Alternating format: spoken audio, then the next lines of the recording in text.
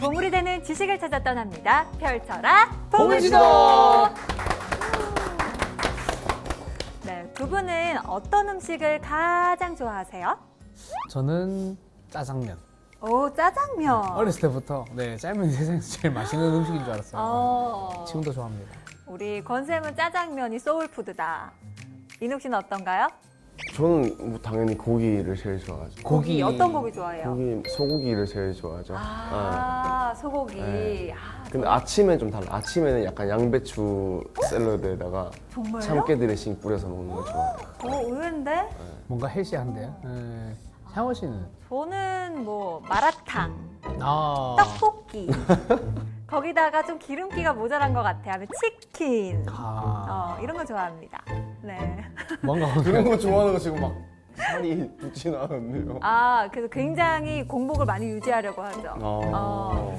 근데 저 편에서 우리의 대화를 듣고 표정이 어두워지시는 분이 계십니다. 오늘의 선장님이 안색이 급격히 어두워지셨는데요. 뭔가 혼날 것 같아요, 오늘. 네, 네. 바로 한번 모셔보도록 할게요. 선장님 나와주세요. 나와주세요. 안녕하십니까. 배우입니다. 네. 반갑습니다.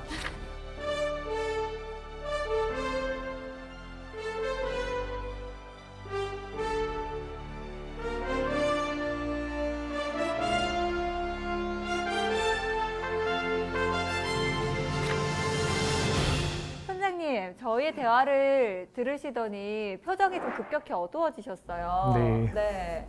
혹시 이유가 있으실까요? 예, 단순당과 정제 국물을 좋아하시는 것 같습니다. 단순당 최고. 네. 이런 식습관이 또 안 좋은가 보군요. 그렇죠. 네. 노화를 빠르게 만드는 식습관.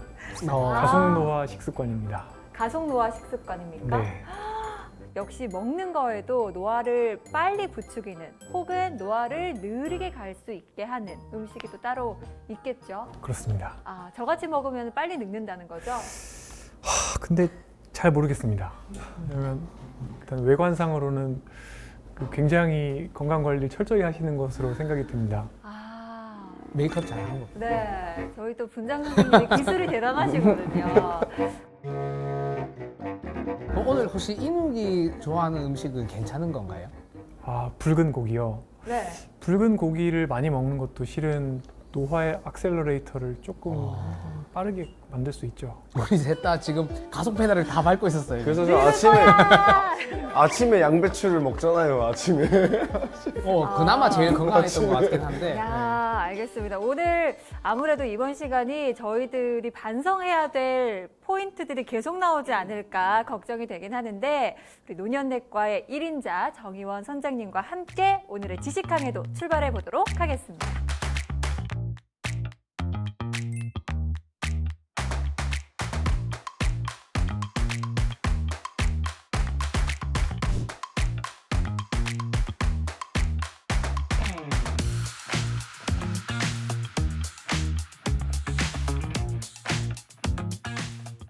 문장을 하나 보여드리겠습니다.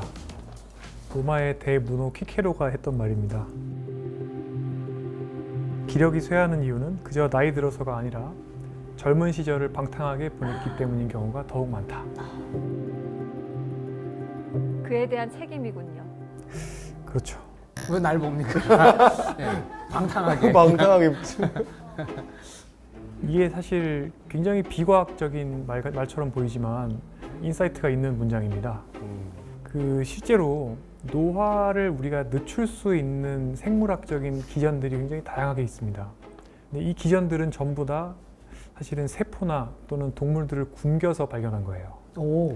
처음에 레오나르드 게런테라고 하는 과학자분이 실험 동물에서 노화를 억제할 수 있는 방법을 알아냈죠. 와우. 그게 굶기는 겁니다.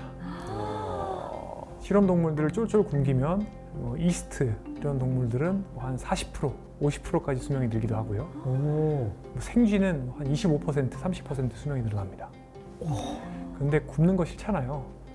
그래서 안 굶고 어떻게 하면 약으로 이걸 좀 모사를 해볼까를 연구를 많이 했죠. 굉장히 많은 생물학적인 기전들이 밝혀집니다. 그 이후로. 결국에는 다 절식이라고 하는 쫄쫄 굶는 또는 식사를 줄이는 그 어떤 생활 습관에서 어떻게 보면 다 연관이 있는 그런 기전들이라고 할 수가 있습니다. 아까 제가 김밥 먹기 전에 말씀해 주시지. 김밥 막 김밥을 먹으면 넣어야 이만큼 돼. 먹었거든요. 3통 먹었어, 3통. 아 정말요? 많이 드셨네요. 아니 근데 저는 놀라웠던 게 저희가 잠깐의 쉬는 시간이 있었잖아요. 저희 신나게 김밥 먹는 동안 선장님은 그 김밥 안 드시더라고요. 보셨어요? 아, 그러면 우리만 그냥 노화하게 계속 놔두시고. 왜 김밥 안 드셨어요? 아 죄송합니다. 저는 정제 국물을 잘 안 먹는 생활 습관이 있는데 안 먹다가 먹으면 되게 졸립니다. 그 저희 같이 매일 먹으면 괜찮아요.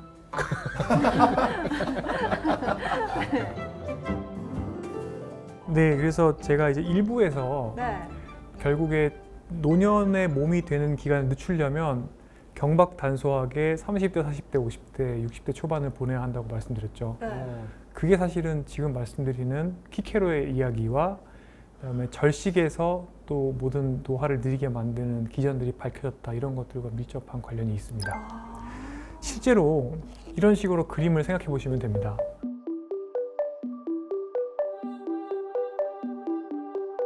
내가 과잉을 가지고 갈 수 있는, 그러니까 내가 내 몸에 부어 넣을 수 있는 대사 과잉의 정도가 정해져 있다는 거죠.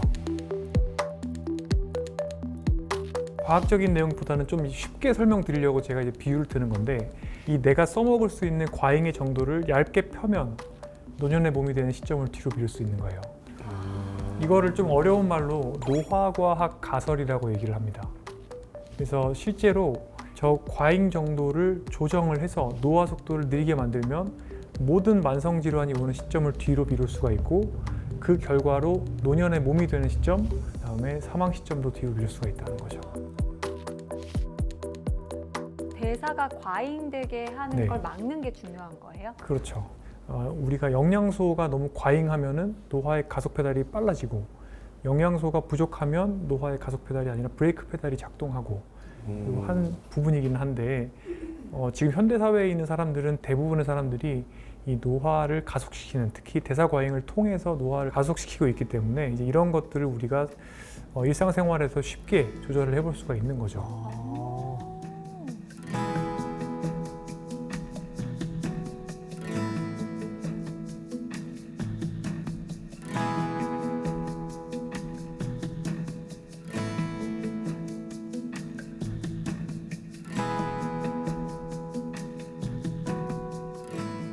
먼저 약 한 알로 노화를 늦추거나 또는 뒤로 돌린다. 굉장히 관심이 많으실 겁니다. 그런데 사람에서는 아직 그런 약이 없어요. 그런데 쥐에서는 있습니다. 쥐의 노화를 늦추는 약이 있어요? 네, 있습니다. 미국 NIH라는 국립보건원에서 그 연구를 지원하고 있고, ITP라는 연구가 있습니다. 이 연구는 독립적인 세 군데의 실험실에 노화를 지연시킬 수도 있을 것이라고 생각되는 후보 물질들을 보냅니다. 골라서 주면 그 세 군데의 독립적인 실험팀들이 쥐 실험을 해서 실제로 어떤 것들이 쥐에서 수명을 늘릴 수 있는지를 보고를 하는 겁니다. 근데 여기서 효용이 입증된 약물들이 다 보면 대사 과잉과 관련된 노화의 가속 페달을 줄이고 또는 브레이크 페달을 밟는 기전을 이용합니다. 가장 효과가 좋았던 단일 약품으로 라파마이신이라는 게 있습니다. 라파마이신. 네, 면역 억제제인데 이 면역 억제제는 엠토르라고 하는 노화의 액셀러레이터를 스위치를 끕니다. 엠토르의 스위치를 꺼요? 네, 엠토르의 스위치를 끄는데 어. 그렇게 해서 대략 최대 한 18% 정도까지 수명을 쥐에서 늘렸습니다. 엠토르가 있으면 늙어요? 이 엠토르라는 것은 내가 단순당과 정제국물을 많이 먹거나 또는 붉은 고기를 굉장히 많이 먹거나 고단백 식사를 했을 때 활성화가 되는데, 이 엠토르는 세포의 분열, 네. 증식, 그 다음에 근단백 생성, 세포의 사이즈가 커지기도 하고요. 그러니까 결국에는 모든 것들을 커지게 만드는 일을 해요. 암세포도 커지겠죠. 염증세포도 커지고요. 그래서 이런 것들을 다 늦추는 겁니다. 절식을 하게 되면 엠토르의 활성도가 줄어듭니다. 그래서 그 기전을 모사하는 거죠. 또 하나, 세븐틴 알파 에스트라다올이라는 것도 여기서 성공을 했던 물질인데, 남성을 대사적으로 여성처럼 만들어주는 물질입니다. 넌 페미나이징 에스트로겐이라고 하는데 이 약을 탈모약으로 실제 사용하고 있습니다. 그런데 호르몬 약 같은 거. 네, 호르몬이죠. 그래서 원래 남자가 여자보다 빨리 죽거든요. 그 갭을 메꿔주는 약이라고 보시면 되겠는데 원숭이에서 실험을 해보면 유효한 농도만큼을 처리하게 되면 여성화가 되기 때문에 사람에서는 쓰기가 어렵습니다. 그 다음에 또 효과가 있는 게 아카보스라는 물질이 있습니다. 아카보스는 알파 글루코시다제라는 효소를 억제해서 탄수화물 소화 속도를 느리게 만들어요. 그래서 혈당 스파이크를 줄여주는 효과가 있어요. 수컷쥐에서 17%까지 수명을 늘렸습니다. 그 다음에 효과가 있는 게 키나글리플로진이라는 약인데 이 약은 탄수화물을 콩팥에서 버려주는 약입니다. 인위적으로 당뇨를 만들어내서 당분을 소변으로 버려주는 거예요. 그러면 절식처럼 칼로리가 바깥으로 빠져나가니까 굶는 거랑 비슷한 효과가 있죠. 몸에 열량이 축적되지 않게 하는. 그렇습니다. 오. 가장 효과가 좋았던 조합이 라파마이신 엠토르 억제제와 아카보스 알파 글루코시다제 억제제 두 가지를 병용을 한 건데 이때 쥐에서 최대 34%의 수명 증가 효과가 있었습니다. 그런데 우리는 이 약들을 평생 먹을 수는 없어요. 왜 그러냐면 라파마이신은 면역 억제제입니다. 실제로 효과가 있을 만큼 라파마이신을 사용하게 되면 첫 번째로 우리가 면역력이 떨어져서 감염병에 취약해지는 상황이 벌어지겠죠. 병에 걸릴 수 쥐는 균이 별로 없는 적윤 환경에서 사육을 합니다. 그러니까 정말 제한된 환경에서 사육을 하기 때문에 이런 병원균에 노출될 가능성이 적겠죠. 하지만 사람은 이제 자연 환경에서 여러 가지 바이러스나 박테리아를 이제 또 대응하면서 살아야 되기 때문에 라파마이신은 평생 복용하기는 어렵습니다. 근데 굉장히 희소식은 뭐냐면요. 라파마이신과 아카보스를 우리가 복용하는 것과 비슷한 효과를 사실은 우리가 먹는 것만 바꿔서 낼 수가 있습니다. 음식으로요? 네. 오. 그러니까 생활 습관 중재만 가지고도 거의 비슷한 효과를 낼 수가 있다는 겁니다. 빨리 가르쳐 주세요. 네.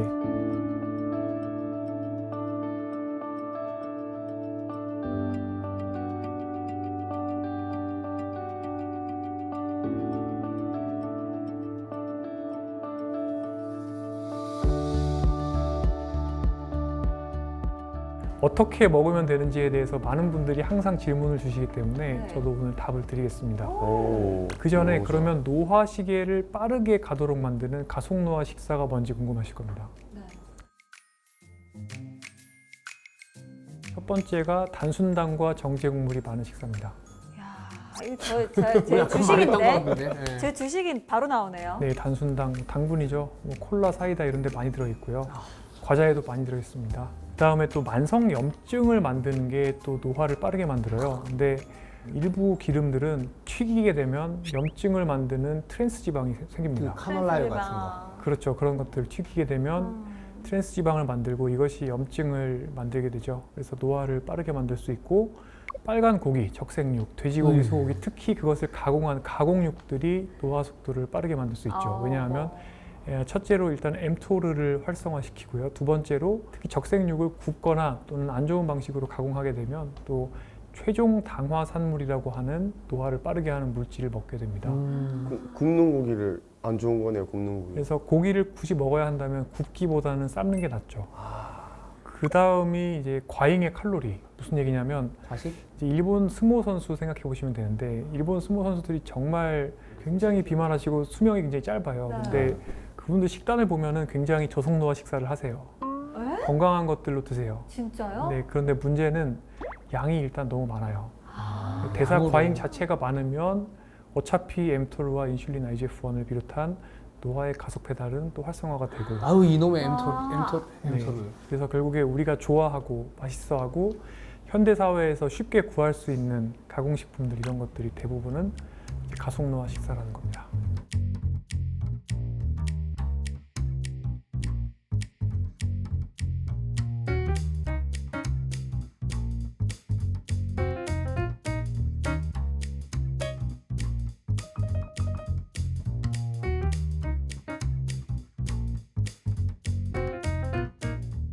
가속노화 식사가 어떤 해로운 악순환을 만드는지를 다시 한번 또 강조를 드리겠습니다. 가속노화 식사라는 게 결국에 혈당을 빠르게 올리는 식사입니다. 사람이 감당할 수 있는 혈당의 정도가 있어요. 쉽게 설명을 드리기 위해서 비유를 드리겠습니다. 탄수화물이 들어가는 고속도로는 인슐린이 나오면 1차선이던 게 순식간에 8차선까지 늘어납니다. 그런데 건강하게 근육으로 들어갈 수 있는 탄수화물의 고속도로는 인슐린이 나와도 1차선인데 잘해봐야 한 2차선이 될까 말까입니다. 병목이 있어요. 그러다 보니까 혈당을 빠르게 올리는 식사를 하게 되면 그때 그 과잉의 잉여의 혈당들이 대부분 췌장에서 인슐린이 분비됨과 동시에 확장이 된 이 지방을 향하는 고속도로를 타고 대부분이 다 지방으로 들어갑니다. 8차선이 돼버리는 겁니다. 예, 그러면은 배는 나오겠죠. 또 지방간이 생기겠죠. 여기서 염증 물질이 만든다고 제가 말씀드렸죠.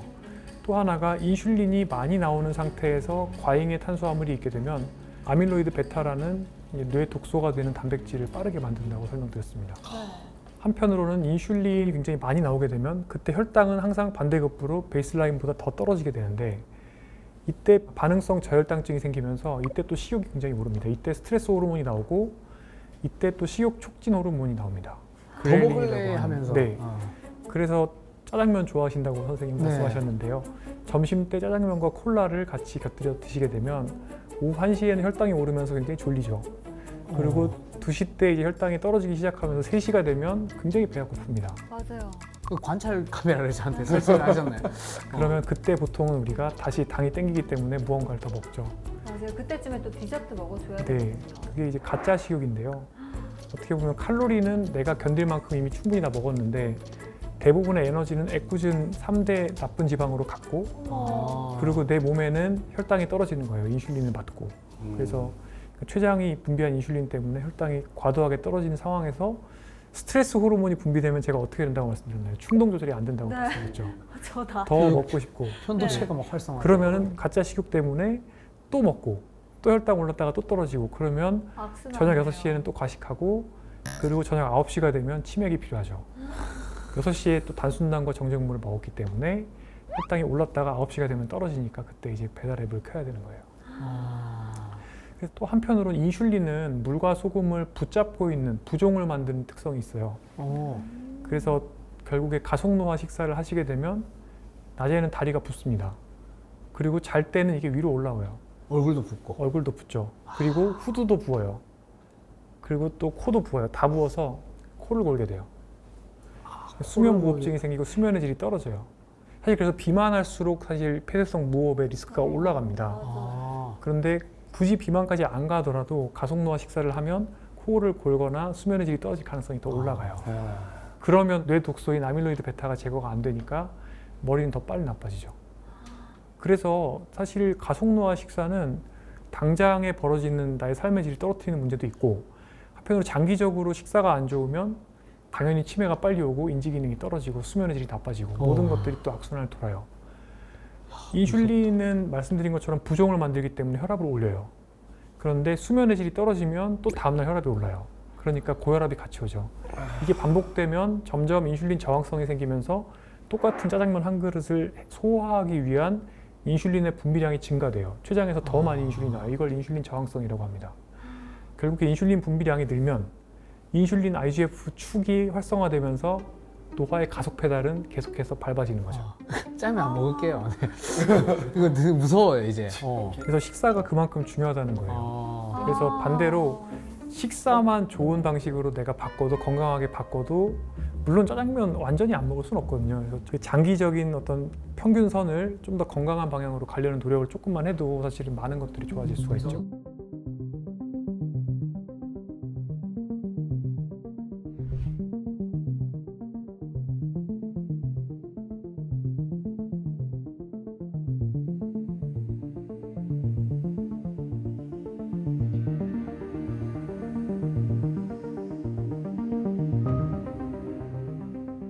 그래서 저속노화 식사는 말씀드린 것처럼 대사적 노화의 양대 산맥인 mTOR와 인슐린 IGF-1 축을 차단을 하는 겁니다.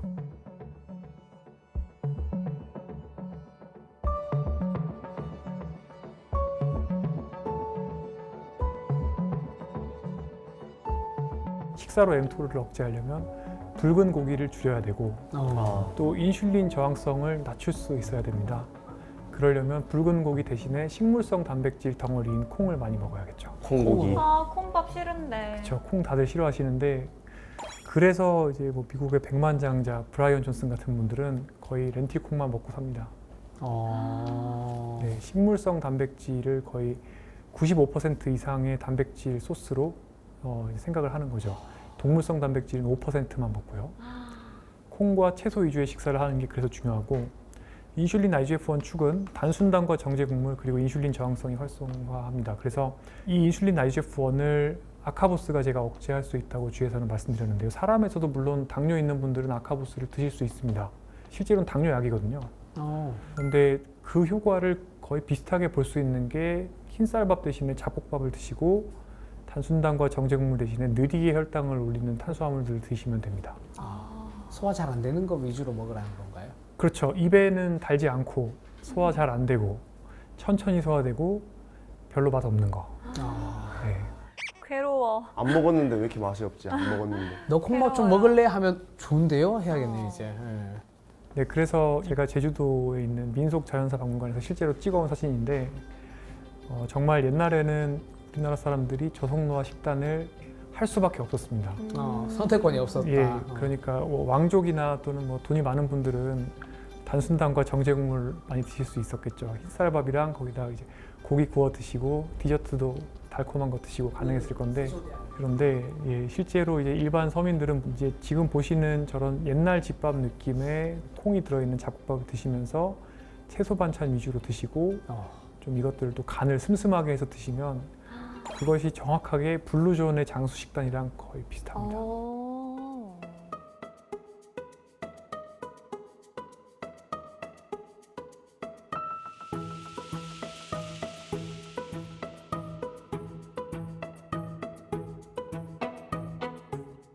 자, 그럼 어떤 식사가 자연스러운 식사냐? 답을 제가 이미 말씀드렸습니다. 혈당 스파이크를 만들지 않는 식사가 자연스러운 식사입니다. 그런데 혈당 스파이크는 사실 과학적인 용어가 아니에요. 그러니까 정의가 없습니다.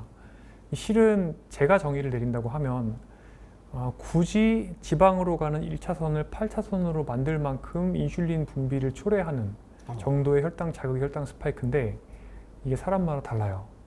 이게 왜 그러냐면 이제 운동선수셨잖아요. 지금도 운동을 하시고 운동이 충분히 되어 있는 사람에서는 근육이 받아먹을 수 있는 혈당의 대역폭이 훨씬 높습니다. 근육 자체가 커서 그런가?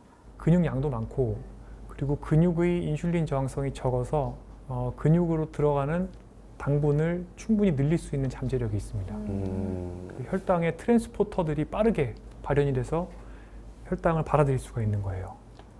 또 하나, 잘 잔 사람은 당연히 인슐린 저항성이 좀 더 낮습니다. 좀 더 우수합니다.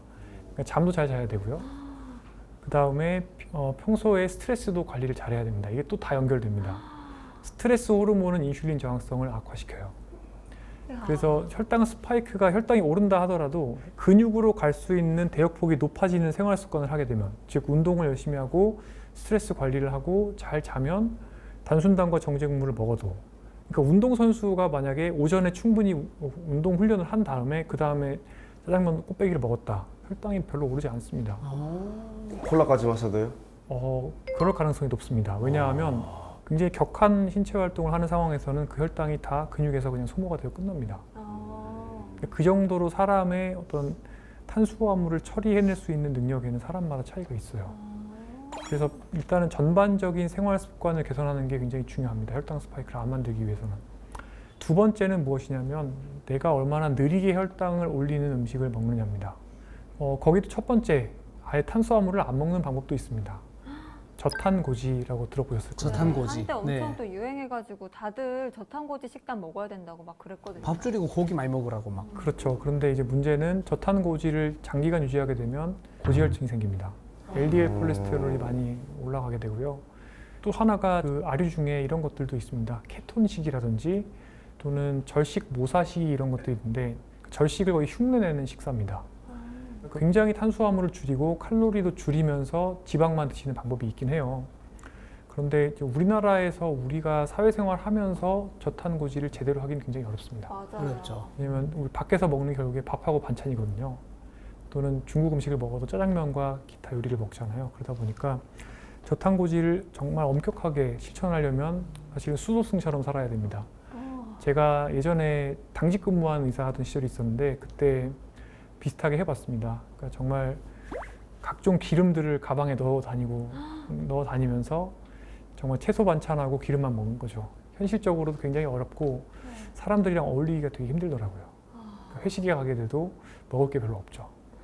그래서 한국 사람들이 가장 잘할 수 있는 식사가 무엇인가 하면 결국에는 저속노화 식단, 그 중에서도 제가 설명드리고 싶은 거는 마인드식이라고 하는 지중해식의 장점과 대쉬 다이어트라고 해서 고혈압 예방하는 식사의 장점을 모아서 하지만 조금 더 쉽게 만든 치매 예방용으로 개발된 식사법이 있습니다.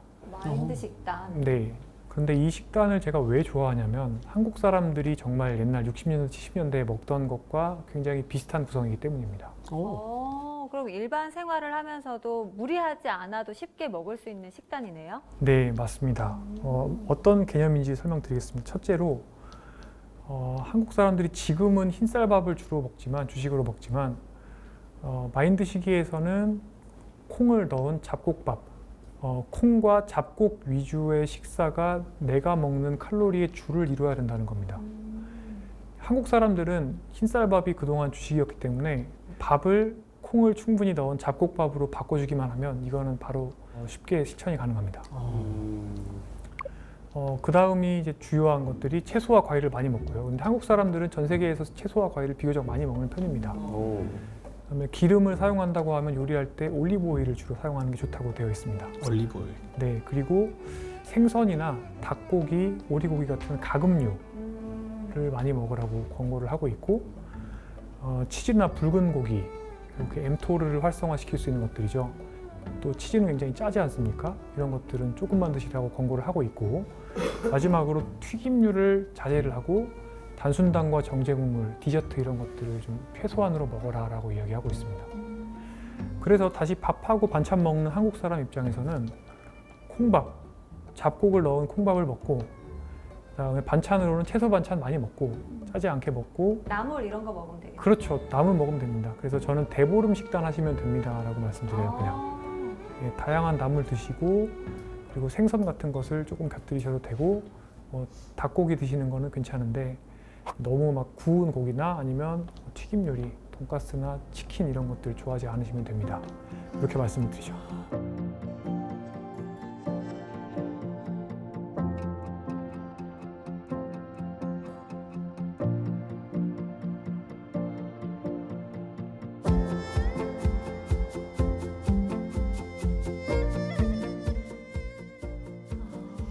그러면 궁금한 게 있습니다. 채식하시는 분들은 단백질을 콩으로 많이 섭취를 하시잖아요. 그러면은 식물성 단백질로 꾸준히 쭉 섭취를 해도 건강에는 이상이 없어요? 이론적으로는 이상이 없습니다. 근데 여기서 또 하나 주의하셔야 될 게 있습니다. 나이가 들면 들수록 사실은 단백질을 충분히 먹기가 어려워지는 여러 가지 이유들이 생기죠. 씹기도 어렵고 식욕도 떨어지고. 그러다 보니까 또 식물성을 이용해서 섭취하게 되는 분들이 많이 있는데 오히려 그럴수록 사실은 동물성을 추가해 줘야 될 필요가 있고요. 왜냐면 나이가 들면 들수록 엠토르를 자극하기가 더 어려워지고 근생성을 자극하는 게 어려워지기 때문에 결국에 6070 넘어가면 항상 제가 강조하는 게 동물성 단백을 오히려 늘려라라는 거고요.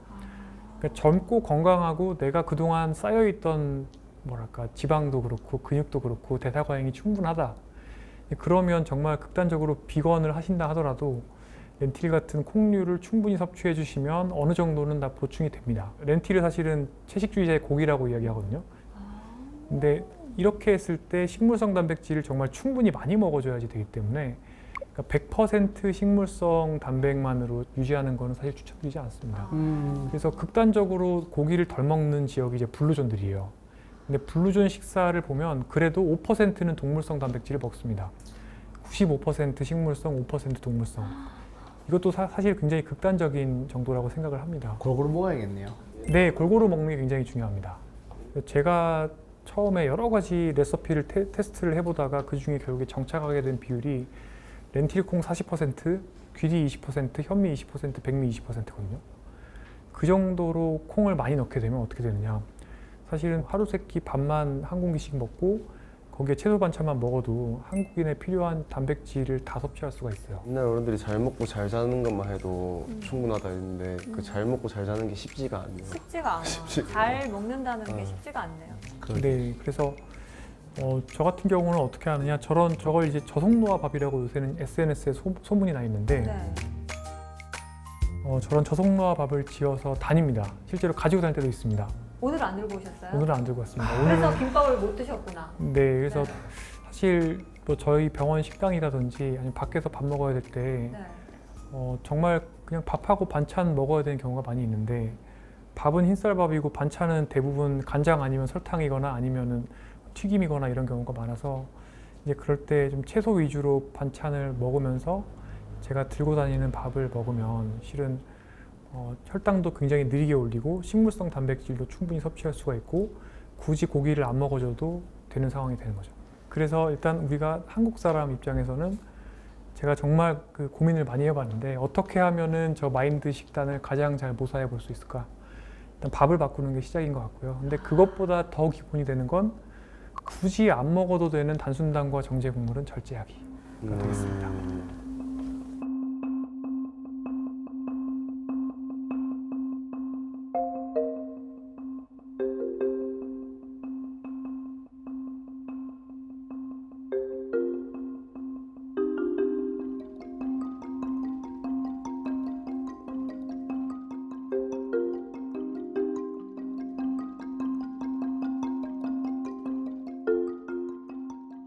제가 칼로리보다는 탄수화물 속도를 먼저 줄여야 된다고 말씀을 드렸습니다. 이게 어떤 의미냐면 원래는 혈당 스파이크가 생겼을 법한 분이 혈당을 천천히 올리는 식사를 하시게 되시면 점심 때 짜장면 곱빼기에 콜라를 드시지 않고 이 저속노화 밥을 드시게 되시면 혈당이 매우 느리게 오르고 또한 포만감이 오래 갑니다. 소화되는데 오래 걸리기 때문에. 그리고 급격히 혈당이 올랐다가 떨어질 때의 가짜 식욕이 없어요. 그 말인즉슨 당연히 식곤증도 없고요. 오후 3시가 됐을 때 식사가 너무 땡기지도 않습니다. 그러니까 식탐이 생기지도 않아요. 혈당이 억지로 내려가는 일이 없기 때문에 결국에 간식을 안 먹게 되는데요. 이렇게 간식을 안 먹게 되면 당연히 첫 번째로 스트레스 호르몬 분비가 줄어듭니다. 혈당이 올랐다가 폭락했을 때 스트레스 호르몬이 나오게 되는데 이 분비가 없어지게 되면 결국에 전반적인 내 몸의 스트레스 레벨도 줄어든다고 볼 수가 있죠. 또 하나, 부종이 없어집니다. 인슐린 분비가 줄기 때문에 인슐린 분비에 따르는 온몸의 붓기가 빠지게 되기 때문에 수면의 질이 좋아집니다. 그럼 선순환이 시작되죠. 수면의 질이 좋아지면 또 다음날 스트레스 호르몬은 더 줄죠. 그러면 식탐은 더 줄어들겠죠. 이 선순환이 진행이 되게 되면 3시에 간식을 안 먹어도 되고 9시에 야식을 안 먹어도 됩니다. 그러면 이때부터가 두 번째입니다. 자연스럽게 간헐적 단식이 되는 거예요. 저녁 6시에 식사를 하고 나서 9시에 야식을 안 먹으면 6시부터 다음날 오전 8시까지는 금식 시간이 되죠. 네. 그러면 14시간 공복이에요. 근데 간헐적 단식이 네. 그럼 결국에는 몸에도 도움이 되나요? 몸에 좋나요? 이렇게 전략적으로 혈당 스파이크를 안 만드는 상태를 만들어 놓고 네. 자연스럽게 간헐적 단식을 하게 되면 네. 근육 입장에서 봤을 때는 충분한 에너지가 나한테 들어오고 있고 네. 지방은 자연스럽게 좀씩 타고요. 그러면서 체성분이 바뀌고 네. 한편으로 지금 14시간 굶는다고 말씀드렸는데 이 자연스러운 공복 시간 동안 내 몸에서는 오토파지라고 해서 쓰레기를 태워버리는 기작이 활성화됩니다. 이게 노화를 느리게 만들고요. 또 그렇게 되면 그 다음에 이제 자연스러운 다이어트 효과가 생기고 가짜 식욕이 줄어들면서 마지막으로 내가 먹는 음식의 칼로리까지 줄어들게 됩니다. 이 순서를 반드시 따르셔야 돼요. 대부분의 한국 사람들, 특히 여성분들 그리고 젊은 성인들은 사실은 체지방을 줄이고 근육을 보존하는 게 중요합니다. 그렇죠. 그렇기 때문에 일단은 너무 칼로리 결핍을 많이 만드는 건 좋지 않아요. 그래서 내가 먹어줘야 되는 칼로리에다가 그 기초대사량을 위한 칼로리에 내 활동 대사량을 곱한 다음에 거기서 한 하루에 500kcal 정도만 빼야 됩니다. 하루에 500kcal만 해도 한 달에는 1.5kg씩 빠집니다. 굉장히 많은 양이에요. 그렇기 때문에 결핍은 최소한으로 만들되 내가 먹는 음식의 질을 좋게 만들고 진짜 음식들로 구성을 하고 혈당을 천천히 오르도록 만든 다음에 간식을 줄이고 자연스럽게 만들어지는 간헐적 단식의 기간을 활용하시는 게 맞아요.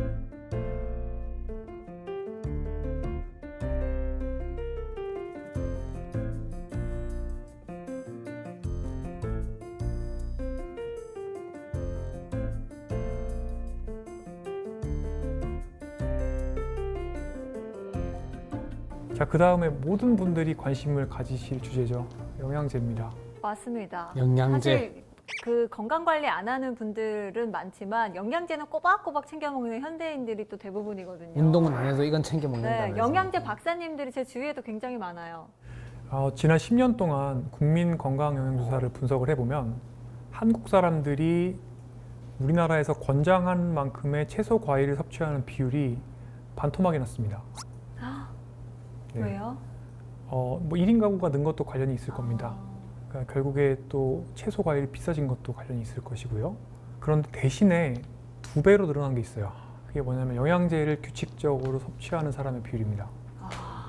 그걸로 채우려고. 네, 그러니까 제대로 된 음식을 먹는 사람들은 줄고 영양제를 먹는 사람들은 그만큼 늘어난 건데요. 안타깝게도 여러 가지 연구들이 영양제가 별로 효과가 없다라고 이야기를 합니다. 진짜요? 최근에 종합 비타민 드시는 분이 오히려 사망률이 높다. 그다음에 여러 가지 질환에도 유익한 효과가 없다 이런 연구가 나와서 이제 신문들에 많이 나왔습니다. 그래서 사람들이 많이 놀라고 있죠. 그러면 선장님은 영양제 하나도 안 드세요? 저는 먹지 않습니다. 실제로 다른 연구들도 보면 채소나 과일로 영양제를 섭취하게 되면 질병을 예방하는 효과가 있습니다. 그런데 그것을 정제해서 영양제의 형태로 만들었을 때 그것을 섭취하게 됐을 때는 대개 질병을 예방하는 효과가 없습니다. 그러면 궁금한 게 있습니다. 네. 충분히 음식으로 좋은 과일과 채소로 영양소를 섭취하는 게 베스트지만 네. 내가 지금 먹고 있는 식단이 그러지는 못하기 때문에 네. 영양제로 보충을 하려고 한다. 네. 그런 것과 아예 영양제를 먹지 않은 것과 비교를 했을 땐 그래도 영양제 먹는 게 낫지 않아요? 그렇다는 증거가 없습니다. 네. 정말요? 근데 이게 정말 아이러니한 게 사실 과일이나 채소 같은 1차 식품은 그 나온 거 그대로 먹으면 되는데 굳이 이걸 다시 정제해서 약으로 만든 다음에 이렇게 많은 공정을 거쳐서 영양제가 나왔는데 이게 오히려 안 좋다니 정말 이게 만들 필요가 없지 않나 하는 실은 정도로. 미세 영양소라고 해서 섬유질, 그다음에 비타민, 철분, 다른 미네랄 이런 것들에 대해서 아직 모르는 게 많고요. 네, 그래서 무슨 얘기냐면 결국에 미량 영양소를 섭취하는 최선의 방식은 사실은 진짜 음식입니다. 또 최근에 그런 얘기들도 있어요. 뭐 요즘에는 지력이 땅의 힘이 약해져서 요새 과일 야채에는 영양소가 별로 없다 이런 괴담도 있는데 지력. 예, 그런데 실제로 이제 우리나라 농림부에서 자주 조사를 합니다. 어떤 조사를 하냐면 실제 다양한 식자재들의 가식부, 우리가 먹을 수 있는 부분의 영양소를 체크를 합니다. 그런데 미량 영양소에 전혀 문제가 없는 것들은 지금 통계 데이터로도 잘 보고가 되고 있습니다. 그러니까 요즘에 나오는 채소 과일도 옛날에 나온 채소 과일 못지않게 영양소가 다 들어있다는 뜻입니다. 그래서 사실은 어느 정도 일반 식사를 하실 수 있는 현대인에서 실제 피에서 혈액에서 미량 영양소 레벨을 측정해 보면 감소되어 있는 것이 거의 없습니다. 베스트는 그냥 약을 찾기 전에 그냥 바로 앞에 시장에 보이는 과일 채소 사 먹는 게 더 낫다는 말이네요. 맞습니다. 실제로 보통의 성인들에게 사실 부족한 것은 저는 딱 3가지 정도, 지금은 4가지라고 얘기를 합니다. 첫 번째 잠입니다. 잠. 잠. 맞아요. 수면. 인정. 예, 2번째 운동입니다. 운동. 3번째가 스트레스, 그러니까 스트레스. 마음 챙김을 통해서 머리를 비우는 거죠. 4번째는 채소와 과일입니다. 채소, 과일. 네. 채소 과일. 근데 선장님 과일도 사실 당류도 많이 먹으면 안 좋잖아요. 과일도 단 과일이 굉장히 네, 많은데. 굉장히 좋은 지적입니다. 그것도 최근에 나온 연구입니다. 무엇이냐면 당분을 섭취할 때, 그러니까 과당이죠. 과일에 들어있는 것은 과당인데 이 과당을 섭취할 때 과일의 형태로 섭취하는 것은 어떤 질환이나 또는 사망률을 증가시키지 않습니다. 그러니까 대신에 첨가당, 그러니까 콜라, 사이다, 과자 이런 데 들어있는 첨가당을 위주로 섭취하는 것은 사실은 우리 몸에 안 좋은 영향을 줍니다.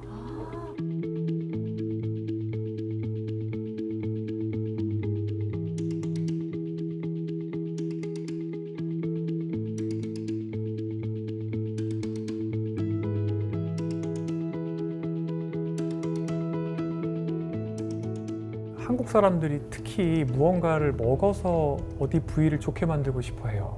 맞아요. 뇌 영양제, 눈 영양제, 관절 영양제 다 그렇죠. 실은 개별적인 이런 특정 장기 기능에 효능이 있을지도 모른다라는 영양제들이 사실은 거의 효과가 없다고 보셔도 무방합니다. 예를 들어서 이제 뇌 영양제 요즘에 없어서 못 파는 특정 제품이 있는데 이 뇌 영양제라는 것은 사실은 원래는 뇌 기능을 직접적으로 좋게 만든다라고 하려고 하면 상당한 부작용이 따르게 돼 있습니다.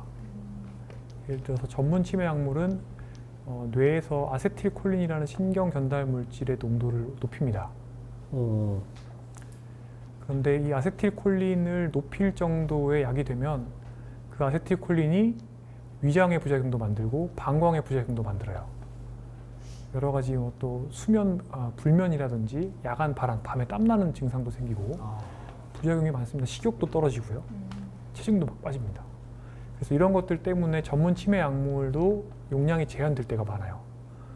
그런데 이런 전문 치매 약물보다 훨씬 약하지만 또 뇌에서 아세틸콜린 용량을 높여주는 처방하시는 뇌 영양제가 있어요. 전문 의약품으로 나오는. 이 의약품만 해도 사실은 부작용이 좀 생깁니다. 식욕 저하가 생길 수 있고 속이 쓰릴 수 있고요. 근데 굉장히 효과가 미미하다고 돼 있어요. 그런데 이것보다 훨씬 더 약할 것이라고 생각하는 게 지금 시중에서 판매되는 뇌 영양제입니다. 인터넷에서 구입하실 수 있는 게. 왜 그러냐면요. 이게 식품으로 판매가 되려면 부작용이 없어야 됩니다. 부작용이 거의 없어야 되는데 뇌 영양제로서 부작용이 거의 없다는 말은 사실은 효과도 거의 없다는 것을 의미합니다. 그렇기 때문에 영양제에 맹신하는 게 좀 어폐가 있죠.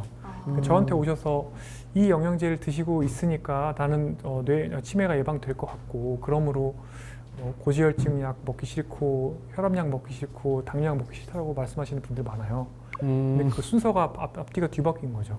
만성질환 관리가 더 우선인데 오히려 별로 효과가 없을 영양제에 굉장히 기대고 계신 상황이죠. 자, 그러면 뇌 기능의 노화를 확실하게 예방하는 방법이 제가 있다고 말씀드렸잖아요. 그게 무엇이냐면 전면적인 생활습관 개선이에요. 생활습관. 말씀하셨던 것들. 그런데 지금 이제 우리나라도 임상 연구하고 있는데 아밀로이드 베타라는 뇌 단백질을 뇌 독소죠. 치매를 만드는 단백질을 직접적으로 제거하는 약물이 있습니다. 이 약을 주사로 투여했을 때 1년에 한 3천만 원 듭니다. 이 약을 쓰게 되면은 뇌 노화 속도가 한 30% 느려집니다. 그런데 식사를 하고 전면적인 생활 습관을 개선하면 이것보다 더 큰 폭으로 뇌 노화 속도를 느리게 만들 수 있는 거예요. 술, 담배 안 하고 적게 하면서 잘 자고 잘 먹고 운동하면 돼요. 야, 다 하나로 통하네요. 네. 그러게요. 그것만 하면 이제 다 건강해지는 거예요. 예, 결국에 몸 노화와 뇌 노화와 눈 노화가 비슷한 건데요. 그런데 그걸 따로따로 떼어놓고 나는 눈 영양제 먹고 뇌 영양제 먹고 관절 영양제 먹고 이렇게 생각하시면 안 된다는 거죠. 네, 그래서 영양제에 대해서 너무 맹신하지 마시고 그냥 자연스럽게 식사를 하시는 게 답이다라고 생각을 하시면 되겠습니다.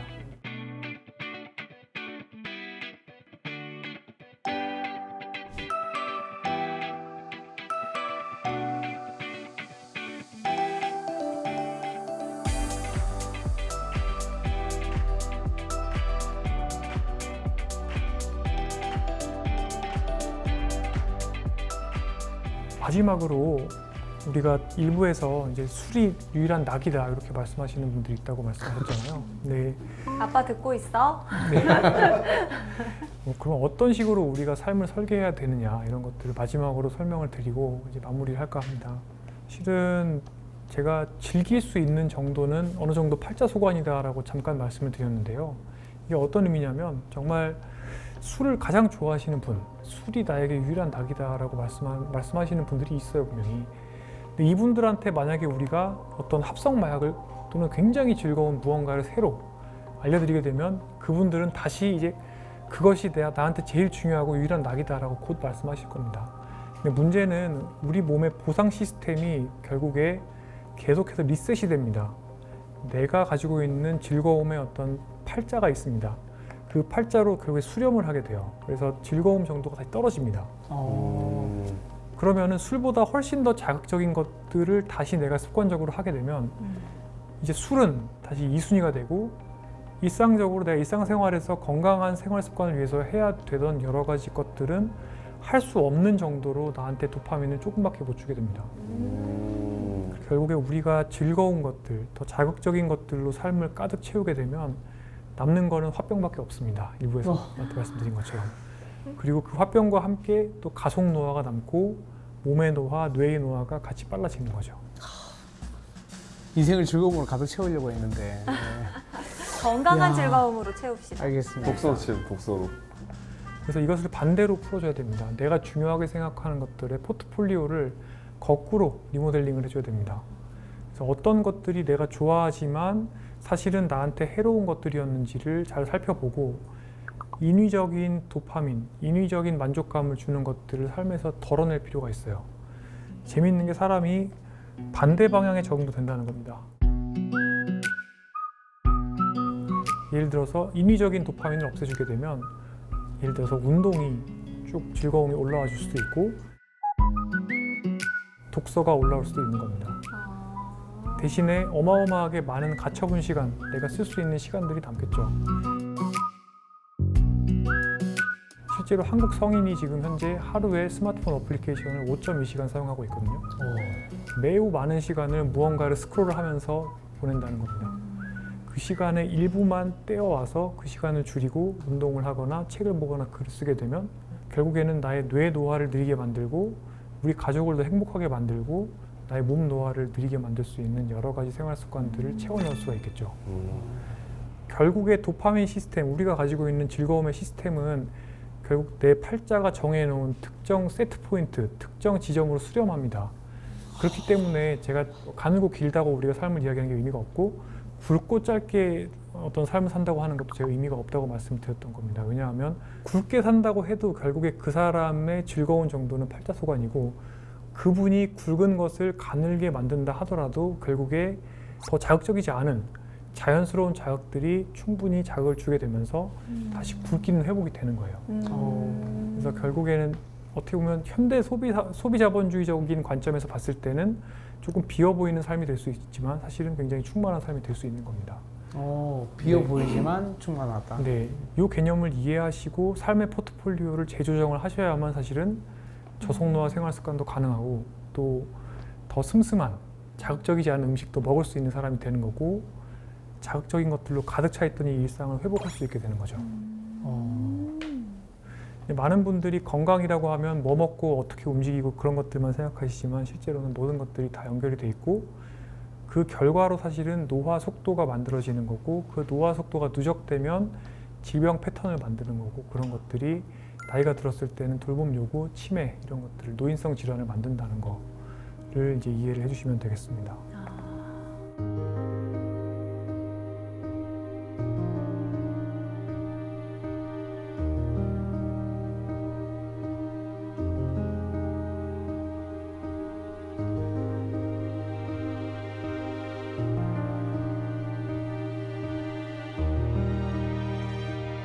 알겠습니다. 오늘 쭉 선장님의 말씀을 들어보니까요. 마음이 건강해야 몸도 건강하고요. 몸이 건강해야 마음도 건강하고 또 몸과 마음이 건강해야 사회적으로도 건강할 수 있겠구나. 그리고 또 이 모든 건강을 위해서는 영양제를 찾아다닐 게 아니라 내 전반적인 이 생활 라이프의 포트폴리오를 다시 한번 점검을 해봐야겠다라는 생각이 들었습니다. 두 분은 또 추가로 혹시 너무너무 궁금한 부분 이거 안 물으면 나는 진짜 오늘 잠을 못 잔다 하는 거 있을까요? 만약에 막 어디 건물이 무너져가지고 다쳤어요. 근데 콜라가 있고 네. 물은 없어. 근데 그 약간 영화에서 보면 알죠. 소변 받아서 마시는 거. 둘 중에 뭘 마시겠어? 아, 소변이랑 콜라랑 뭘 마시겠냐고요? 아, 콜라 당연히 마시죠. 선장님도 사람이라고요. 근데 여기서 아니 워낙 몸에 안 좋은 거라. 여기서 오줌 마시겠다고 하면 진짜 악플 달릴 수 있어요. 저도 하나 있습니다.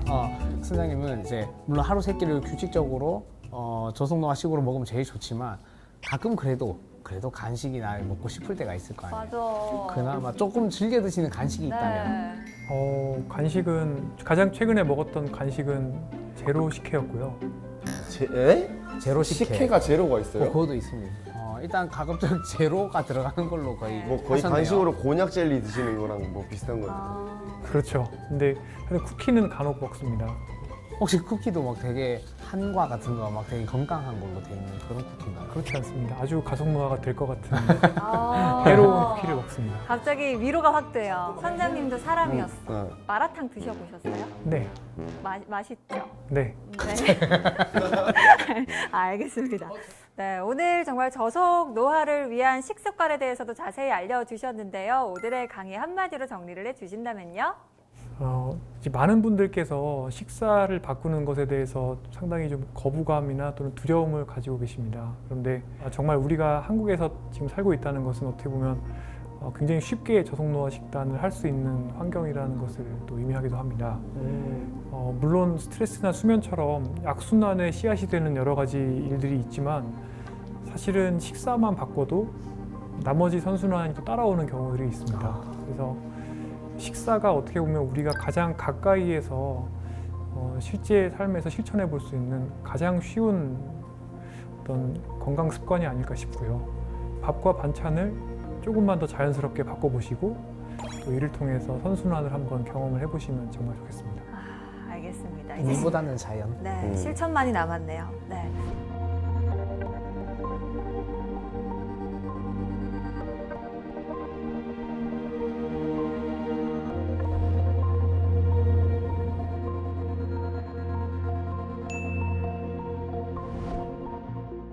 녹화 끝나고 마라탕 먹어야지 했던 저를 반성하게 하는 시간이었는데 혹시 먹으러 간다는 줄 알았어. 깜짝이야.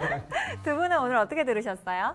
저는 뭐 사실 제가 그냥 배불리 먹고 잘 먹고 있어서 뭐 이런 제 식습관이 잘못됐다라고 생각이 한 적이 없어가지고 뭐 궁금한 게 사실 없었거든요. 근데 계속 그 무슨 콩? 렌틸콩. 렌틸콩? 네. 그거를 계속 말씀하시는 거 보니까 한 번쯤은 먹어봐야겠다라는 그냥 그런 생각이 좀 드네요. 네. 렌틸콩의 세계로 빠져봐야겠다. 세계로 빠지진 않고 맛만 한번 살짝 발만 살짝 담가봐야겠다. 담갔다가. 오케이. 오케이, 알겠습니다. 저도 엄청 바쁘게 살고 뭐 주변에도 바쁘게 사는 사람들이 많아가지고 뭐 관리할 시간이 없다, 뭐 운동할 시간이 없다 하는데 오늘 듣고 보니까 진짜 이 환경 안에서 이 한국 사회 안에서는 뭐 저속 식단도 하려면 할 수 있고 그리고 짬내서 조금이라도 운동하는 것들이 결국은 다 도움이 되는구나. 그래서 실현 불가능한 먼 이야기는 아니구나라는 걸 좀 더 느꼈고 저도 사실 자극적인 맛들 뭐 짜고 달고 이런 거 되게 좋아하는데 이제 조금은 이제 노잼 음식을 조금 더 가까이 해보자. 절제를 할 동기부여가 된 것 같아서 오늘 감사했습니다. 왜 잘 먹고 잘 살자라는 말이 있죠. 이 말은 잘 먹어야 잘 살 수 있다라는 말이 될 것 같습니다. 오늘 쭉 이야기를 들어보니까요. 영양제 한 알보다 건강한 식사 한 끼가 여러분의 건강 수명도 늘리고 노화도 늦출 수 있다는 것 다시 한번 배우게 됩니다.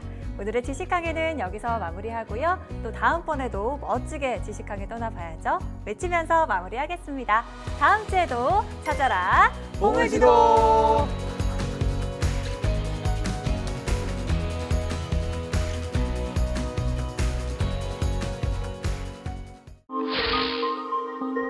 두 분은 외계인의 존재를 믿으십니까? 안 믿어요. 왜요? 본 적이 없기 때문에. 아, 외계인은 있습니다. 보셨어요? 속도가 일단 음속을 훨씬 넘어서는 극도의 상승 속도. 당시 인류에 없던 기술. 일반인들이 UFO를 목격하는 거는 기본이고 거기에 더해서 미국의 심장부 워싱턴 DC 상공에서 나타나요. 뜨드드든. 심지어는 웜홀 여행하는 그런 존재들이다. 야, 차라리 그게 더 신빙성이 있어 보이네.